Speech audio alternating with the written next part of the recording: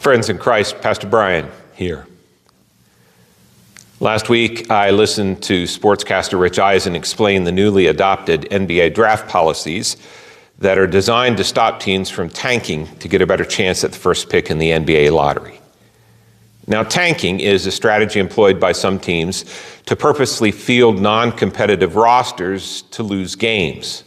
And what they're doing is they're aiming for a higher draft pick and better odds at selecting elite talent. In recent years, you've seen teams begin tanking as early as January. Just for context, the NBA regular season goes through mid-April. Now, as Rich Eisen and his crew were talking about the incentives of this new policy, a policy designed to discourage tanking and encourage teams to play their best to win, as I was listening to this, something occurred to me. The need for a rule to encourage a team to play to win a game is necessary because we've lost something. Or perhaps it's more that the things we value most have changed in a way I'm not sure is for the best. Now, whenever you compete in a game, particularly when it's professional, the general agreement is each team will be doing their best to win. Games like these, after all, are designed to see who is the best, at least on any given night.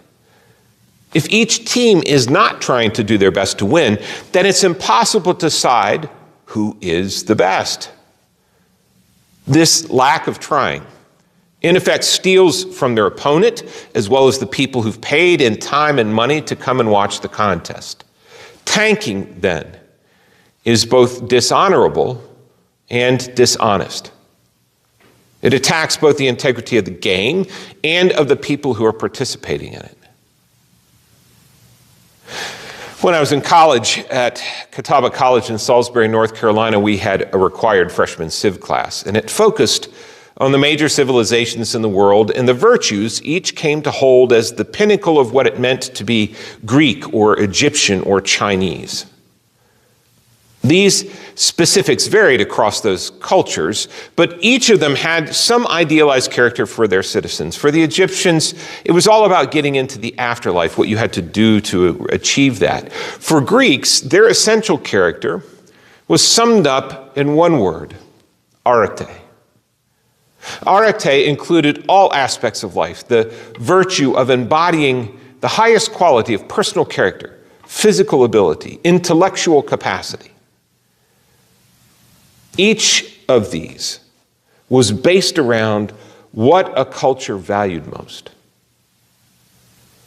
As I think about the NBA and its rules, it seems to me what drives everyone here is money.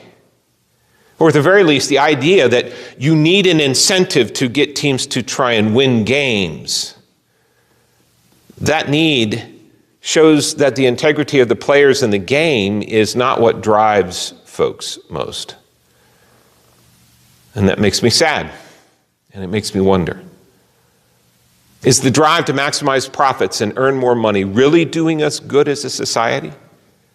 Is the idea that you do whatever it takes to get in that better position, whatever that might be, really worthwhile?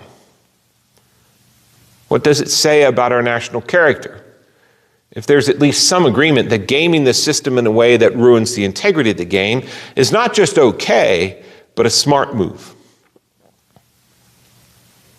Is this who we are called to be? Both as a citizen and as a follower of Jesus, I don't think so. Now, I'd argue that we have allowed other little g gods to come into our lives and take control. I think one of the gods we really worship is becoming more evident in sports. Not only in this case, but in the chaos of major college sports with NIL and paying athletes. Now, admittedly, these are complex issues, and I'm aware that there's never some idealized past when everything was perfect. I get that. But I believe there's something fundamental to our character as human beings and as citizens of this nation that has slipped away from us. And I don't think it is for the betterment of us as individuals and for our society. Now, if this is true, how do we go about regaining that character? How do we return integrity to the game or to our lives? Well, it happens one person at a time, one moment at a time, one team at a time, one choice at a time. When we look past the other incentives and say, no, my own integrity won't let me do that. When we choose our integrity, our honesty, our sense of fair play over all those other incentives, even when it might cost us something. It will happen when we as spectators and consumers begin to reward those who show that integrity, that honesty.